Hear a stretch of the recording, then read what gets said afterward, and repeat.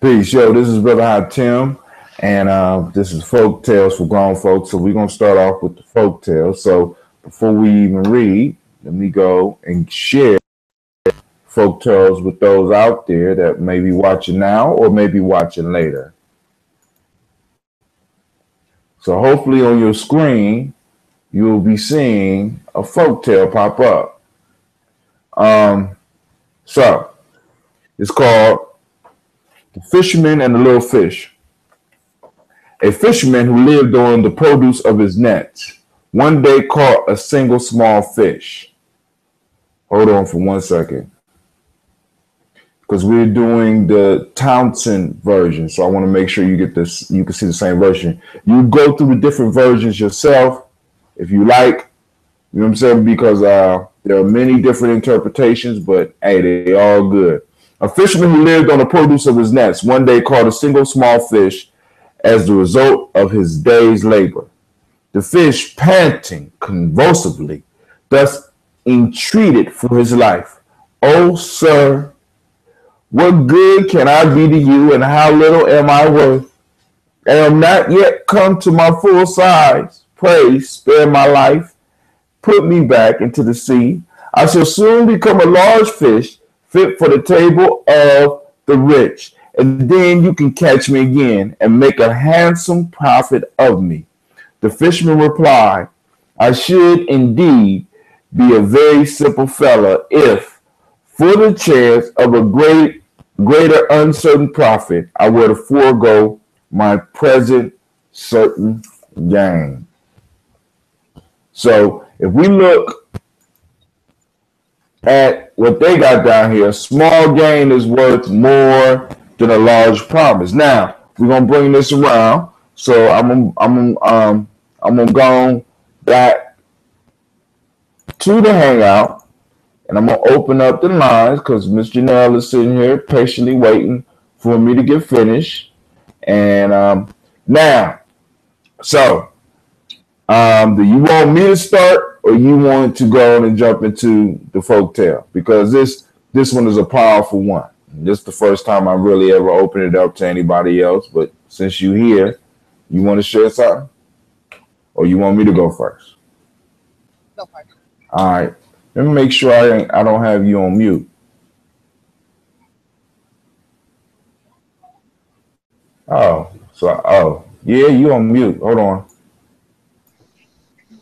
All right, so now they should be able to hear you. All right, so we got a fisherman, which, like I said, now when we look at these folk tales, the first thing you have to do is to get your lesson, identify who you are in the story. So now my question: are you the fisherman or are you the fish? You know what I'm saying? Because those are the two main characters in this story. So now most of us are the fishermen, right? And many of us, we go to the ocean of life. We go to the sea of life. We cast a hook. We catch a fish. The fish is small, skinny, and all this. This fish starts begging for his life and is asking us to return it back to the sea because one day it will be big enough to feed us. And it's asking us to depend on fate. It's asking us to depend on fortune. It's asking us to depend on his goodwill to give up his own life in the future if we were to let it go right now. And we all know that that's not really going to happen. For most individuals, that's not going to happen. And what it's teaching us is that a lot of times, many of us are giving in to wishful thinking rather than dealing with the reality of the moment.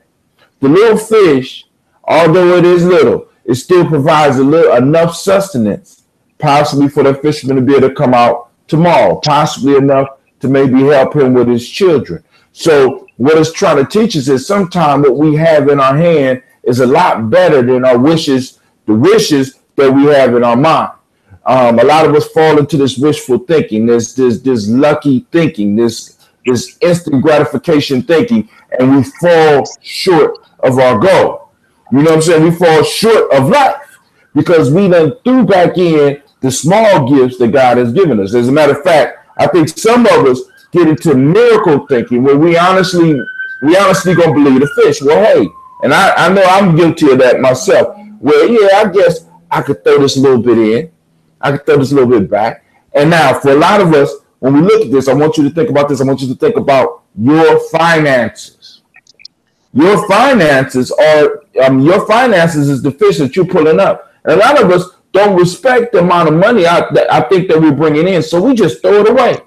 You know what I'm saying? We're throwing it away on junk. We're throwing it away on garbage. We're throwing it away on madness a lot of times. And what I want you to start looking at is, can you work with what you have a little bit better? Then let's take it a little bit deeper. Let's look at some of the relationships we got. Some of us are throwing away good relationships in the hope of a bigger and fatter one to come later on down the pipe. You know what I'm saying? So these proverbs or these quotes, or these folk tales, man, like I said, they're crystallized wisdom. And if you look at them, they come at you. They come to you right at the right time. Now, this story is a popular motif.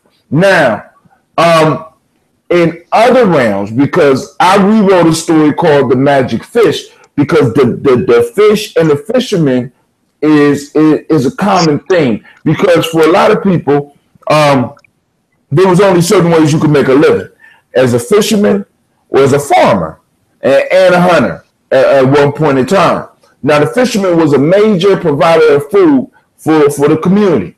So there was always some magic connected with the fisherman, and a lot of times with the fisherman and his relation to the sea. We see this in several different tales throughout history, and one of them is the magic fish, where the fisherman actually catches a fish.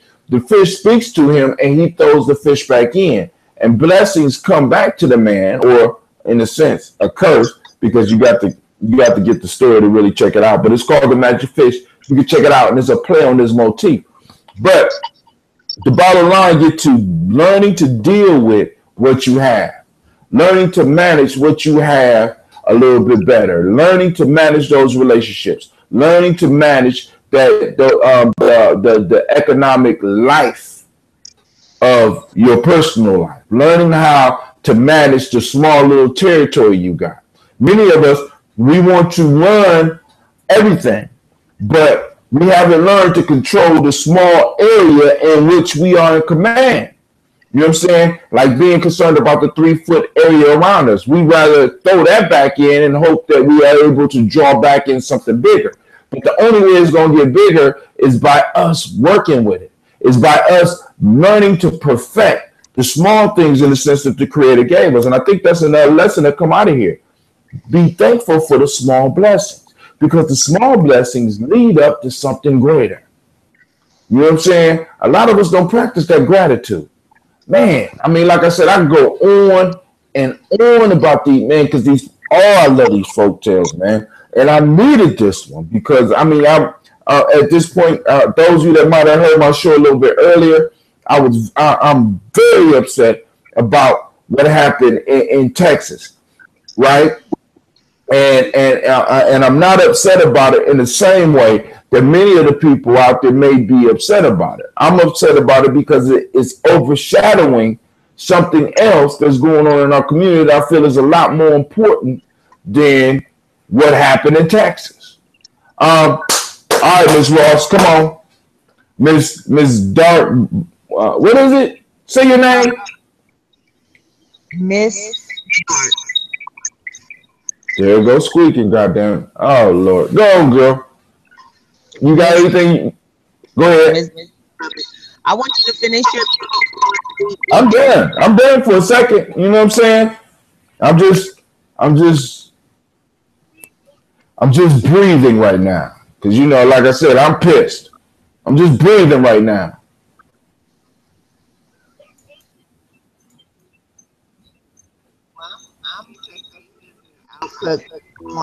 What's going on in Texas? Say again. Come on now. I said I'm looking forward to hear what you have to say about it. About what? What happened in Texas? But you don't listen to none of my shows. First off, I'm gonna say this. The police officer was a little bit too aggressive. But I'm gonna say this. Working with young people, That girl was out of place. That girl should have walked her little ass across the street and been quiet. That whole issue has overshadowed the major piece that has been bothering me since I heard about it last week. And that's the issue with the young boy that's he's 20. He was mentally, they call him mentally delayed, that was shot in LA because he was wearing red shoes in the neighborhood. He went to the store. He was trying to get away. He got to his mother because his mother was at the car wash. He got to his mom and said, "Mom, let's go." A young man came up behind him, told him to remove his shoes. He said, "I'm not removing my shoes." The boy shot him in the back and then shot him 2 times in the chest while the boy laid on the ground. The boy's last words, because like I said, he was mentally delayed. The last words after his mom tried to catch the boy who shot him as the young man ran away, when she came back to her son, the last words on this boy's lips was, "Mommy, don't let me die." Now, we have a situation in Texas where we got an over-exuberant cop. And and nobody was hurt. Go ahead. I'm gonna be honest. I didn't watch the video because I am in the midst of my life. You are. Go ahead. And my protest with what's with me is that only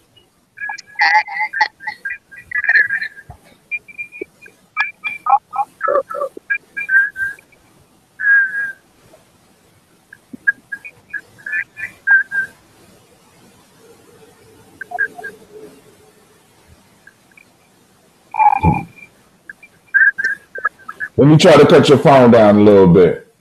Once again, okay. we're missing out on your wisdom.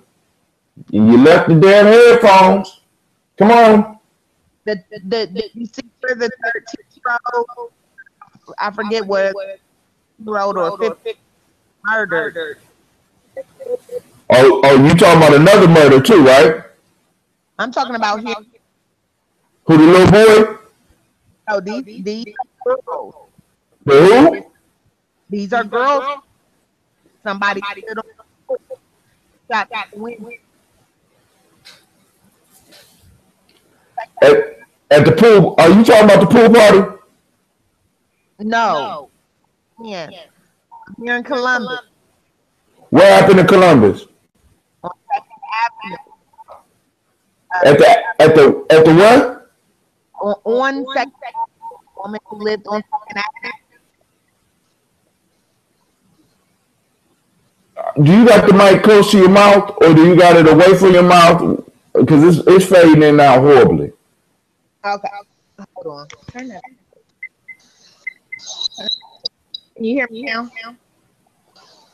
Yeah, I mean, I hear you. You start and then it goes into whistling. So let's get that fixed. So either put it up against your ear and talk to me like you on the phone, because I know you can hear me.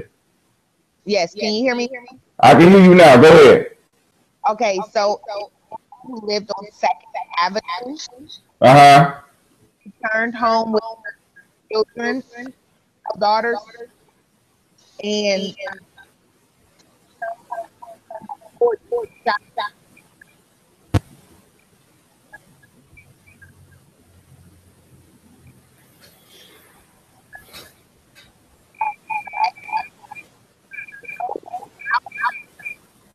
it's horrible. I can't even hear you. So something happened on 2nd Avenue. Was somebody murdered? I gotta look this up. Someone was murdered. Somebody in our community by another black person. Correct. That's the shit that is bothering me. Okay. That is exactly my issue. You understand? See, because it's sort of like going back to the folktale. It's like we are jumping past the small issues because we consider a black male killing another black male a small issue. we're jumping past the small issues and we're telling the whole world Black Lives Matter. It matters. But yet, every day, we have our young people running out here killing each other, man. And it's so frustrating to me. It is too frustrating to me. You know what I'm saying? Because this girls piece has overshadowed that you're talking about that happened in Columbus on 2nd Avenue that I ain't even heard about. You know what I'm saying? Because I'm getting my news from the internet, so I haven't even heard about that. So we're going to talk about this tomorrow. We're going to get this news piece, and we're going to talk a little bit more about this tomorrow on the piece because I might have to find a way to get you a mic. Second, no, I mean, I'm serious because we be missing out on your wisdom because of as soon as you start talking, I don't know whether you're moving it or whatever, we lose that. So I want this to be the last conversation we have about that. So I'm gonna have to find a way to get you something so that you can be heard. Second, this little girl piece in Texas where she was thrown down has overshadowed everything. You know what I'm saying? Huh? I want to say something about this. I want to say the piece with the girl bigger issue. One may not.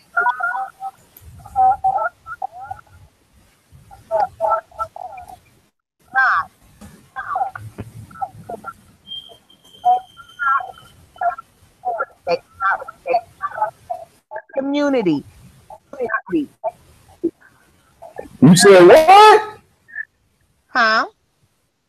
You see it went out. Could you hear me? No. I mean, I heard you say murder, then I heard you say opportunity. Okay, I give up. What I said was our kids do not respect authority at all. And see, for a lot of people, that's not even the issue. You understand what I'm saying? I mean, it's like this dude went off. Yes, he was wrong for that. But nobody, well, I ain't gonna say nobody, but very few people are addressing the fact that this young lady was out of line. If she would have went across the street like he told her to, see, because for some reason our children think that there are old explanations for every goddamn thing, and they're able to debate with adults, and that is not the way it'll work. No. We are robbing our kids by allowing them to think that, even without racism. You know what I'm saying? We know that there's a racist climate, but even without racism, even without a racist climate, children do not question adults, especially when in a situation when you got, if you watch it, from the start of the video to the end of the video, there's white boys running up and down the street.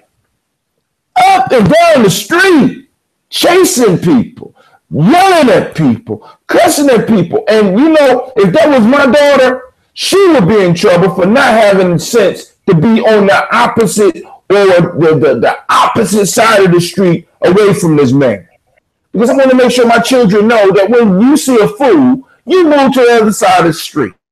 You don't need, you know what I'm saying? Unless you are willing to accept the consequences, and it's for a great reason. See, this little girl was just running her mouth, and now, so now she might be elevated to a status of what's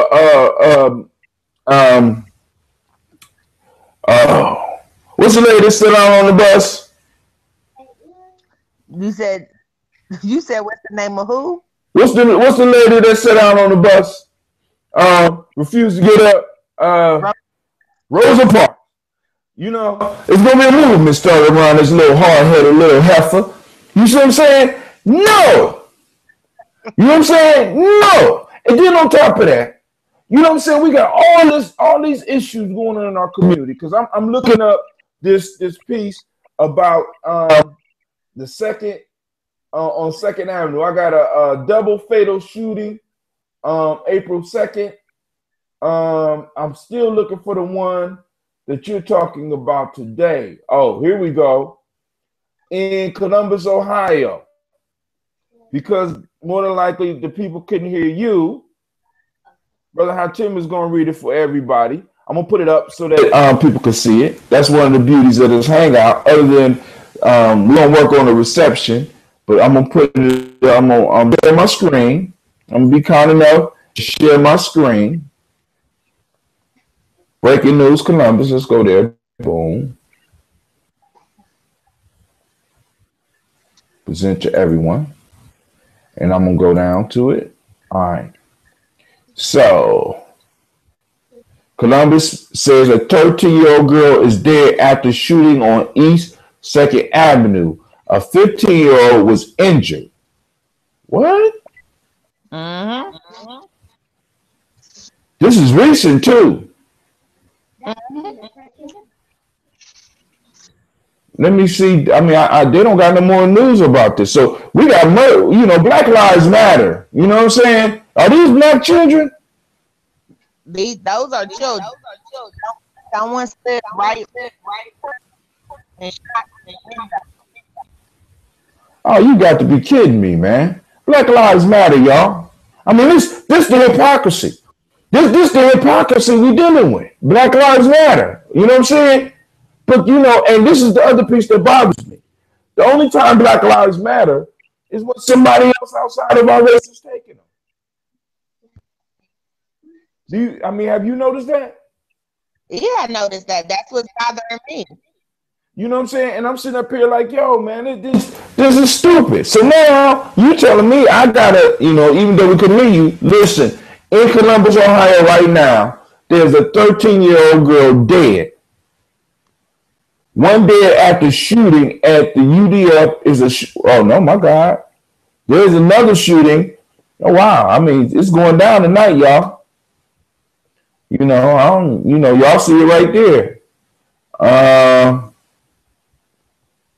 So it's going down in Columbus. I don't know, maybe we trying to catch up with Chicago. I don't know what's going on. One day after shooting. Let's go to that link. No, I don't want that one. I want the one with the kids. 13-year-old girl. There we go. That's what I want. See original on Twitter. So y'all be able to go with us. But hey, don't tie this into. Can you tie this into the folktale we on? Because you know you ain't gonna just come in here and just take this. I think we're gonna just talk about murder. Huh? So tie it into the folktale.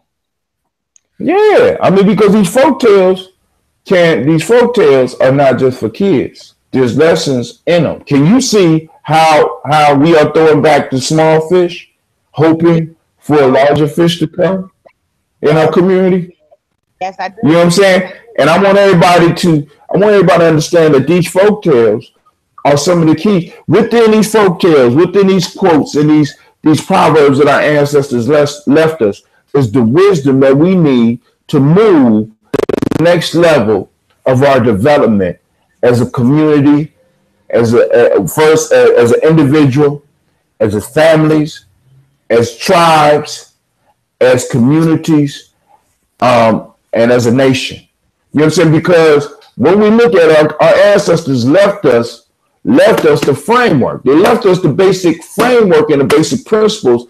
And what we have is we have a lack of principles. We have a lack. We are not adhering to some of the ancient wisdoms, and we're not adjusting those ancient wisdoms to the day. So we got a 13-year-old girl killed. They wrote like this: 13-year-old girl killed, 15-year-old girl injured and shooting. And let's see what information we got now. Black Lives Matter. So I'm hoping that a mad police officer, you know what I'm saying, went off, right?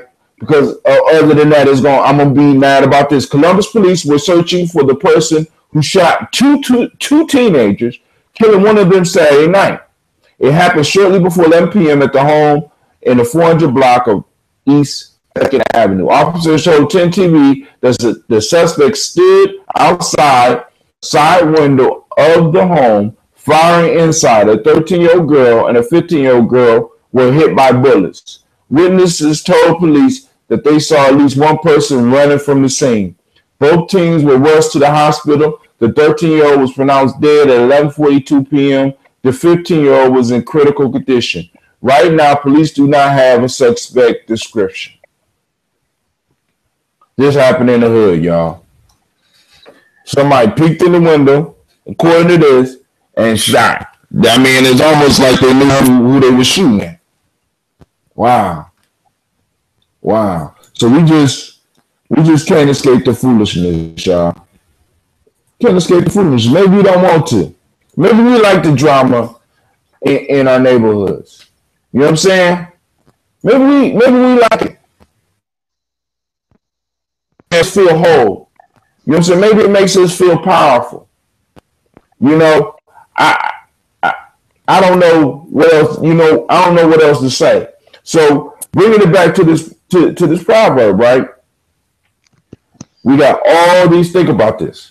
We got all these little fish that we're throwing back in. They go to school. We throw them back in because, hey, you know, his behaviors, you know, we're going to throw them back in. Maybe somebody else could get them and can work with them. You know what I'm saying? They go to some of these institutions and we throw them right back in. Our community is deceived.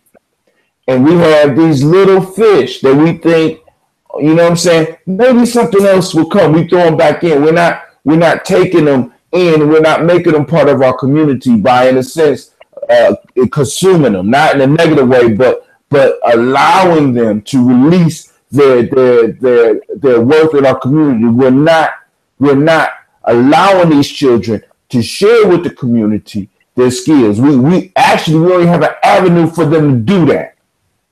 So we're throwing these fish back in, and these fish are terrorizing the rest of the neighborhood. We're not taking care of our small areas because we're not taking care of ourselves. We can't take care of our families because we're not taking care of our families. Guess what? We can't take the time to parent. So now we got a 13, a 15, and a 20-year-old in California. We got a 14-year-old acting a fool in Texas, getting in trouble and getting national media coverage. You know what I'm saying? We got this same thing happening all over the country. Why? Because people are not taking care of the small blessings that they have. These children are those little fish, man. In many ways, these children are little fish. You know what I'm saying? But instead of us taking them and consuming it and making out of them what we can, you know what we doing, Miss Janelle? You know what we doing? She done hung up. What we doing? Throwing them right back out there, right? And they swimming around with guns now. You know what I'm saying? They got fin guns. You know what I'm saying? And they killing. And what we do? We want to mark. Huh? I said we're focused on. We focus on the hope of a big fish in the water that we threw back, right? Right. We hoping that they turn into LeBron James because we threw them back out there. We're hoping that they'll turn into the Oprahs, and we're hoping that they turn into the Sean Puffy Combs. You know what I'm saying? We're hoping that they'll turn into the Madam C.J. Walkers, and you know what I'm saying? You know, but you know, as they say, a bird in the hand is beats two in the bush. You know what I'm saying? Why not work with what we have? You know what I'm saying? These young people are causing havoc, and because individuals are not trying to control what they have, we're losing everything.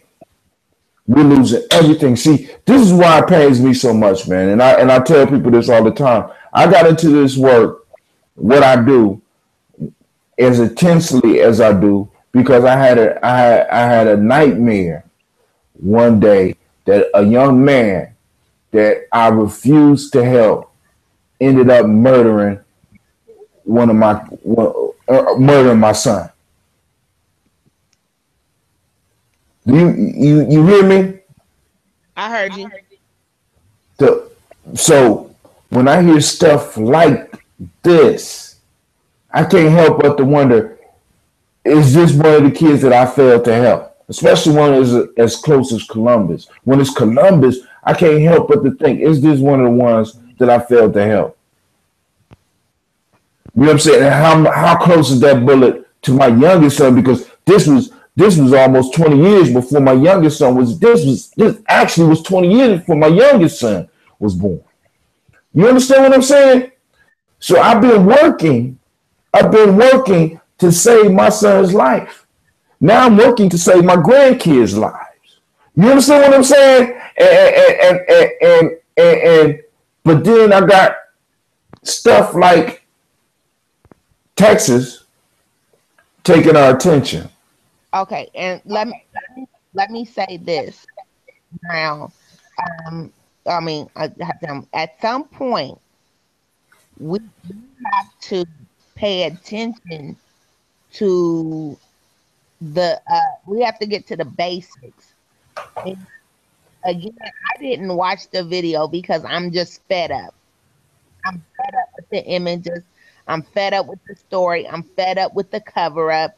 I'm fed up with the fact that we're so consumed over these racist ideologies that these people hold that we've forgotten what's most important. We've forgotten that we have to start where we're at, and that's with teaching our kids.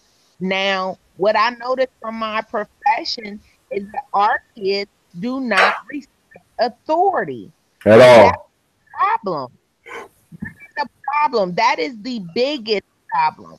So to hear your synopsis of the case in Texas, and for me to think about my last several years working with youth, we dropped the ball as parents that we don't require our kids to respect authority, not their elders, not their teachers, not their employers, not the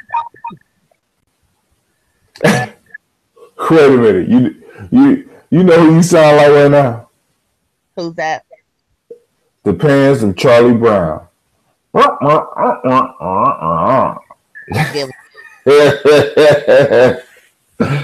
be dropping some knowledge and it be falling on. Man, come on, girl.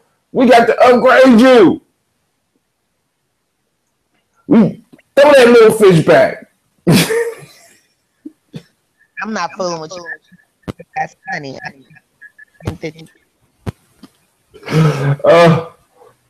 But hey, I feel you. Because you can see it, and going a little bit more with what you're saying, it's almost as if they are encouraged. My mama said, and realize this: in a lot of these instances that you experience, how many fathers have you dealt with? If you have to give a percentage of if you dealt with 10 kids and their respect issues, out of that 10, how many fathers have you dealt with? I'm going to say 40. You say 40%? Yeah, I'm going to say 40. Because like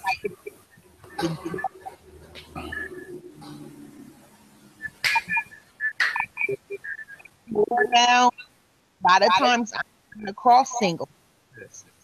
You said what? Coming across. You're not coming across single parents. Single father. You're always talking about. No, I wasn't even just talking about the single fathers or fathers just having custody. I'm talking about even in some of the issues, how many of them are coming from unbroken home? You know what I'm saying? Mm-hmm. You know, but you said, but the number you gave is close to the because it's about 70% of our kids are born out of wedlock. You know what I'm saying? And I was thinking more like 80 for me. You know what I'm saying? Because when in the majority of meetings I have, I would say about 20%. Let me say 80% are mothers. I deal with maybe 20% of the fathers. You know, and I can't help but but to ask a question, because just because something is there does not mean that it is the cause. I can't help but to wonder what would happen to some of these situations if some of the fathers were a little bit more involved. You know what I'm saying? But that's speculation. That's just a question, though. You know what I'm saying? We have a definite male presence that's missing. And I think because it's missing in the way that it's missing, and on top of that, the male image is under direct attack.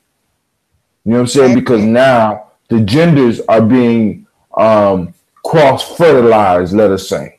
You know what I'm saying? Hey, go ahead.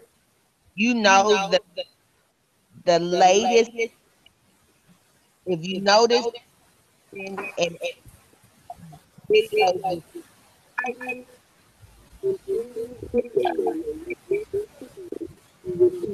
humanized men and watch it.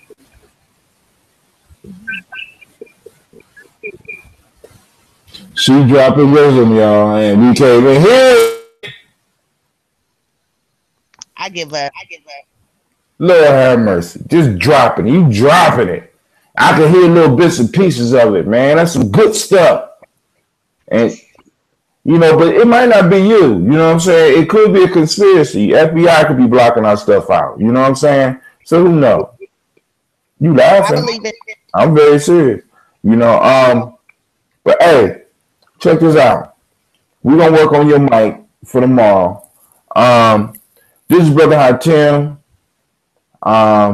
This is Folktales for Grown Folks. I'd like to thank you for joining us. We kind of got off, but that's what it's for. I like the discussion. I'd like to thank Ms. Dark and So Lovely. Is that it? Yes. Okay. I'd like to thank Ms. Dark and So Lovely for joining me. Those of you out there, support the journey. Maybe we can get her a quality mic. You know what I'm saying? Just a donation or two. Buy a book or something. I'll buy. I'll take some, put some on the mic, put the other on somebody going to Simba or Simpson. All right? But hey, support the journey. And with that, Brother Tim and Miss O, so I mean, why you can't just get a simple Dark and So Lovely? Miss Dark and So Lovely is out. You got some final words? No, because you won't be able to hear me. I mean, but still, people might be thrown back to the era of Charlie Brown. Go ahead, go and talk to him a little bit, because that's kind of that's kind of epic how you could just able to just fall back into wah wah wah wah wah wah wah wah. Let's get back to the take the village. See, y'all heard it? Wah, wah, wah, wah. She said something about taking the village and then went out. But yo, this is Mr. Brown. This Brother Hatem, and I'm out. Look at that. Gave up my secret identity. Peace. Peace.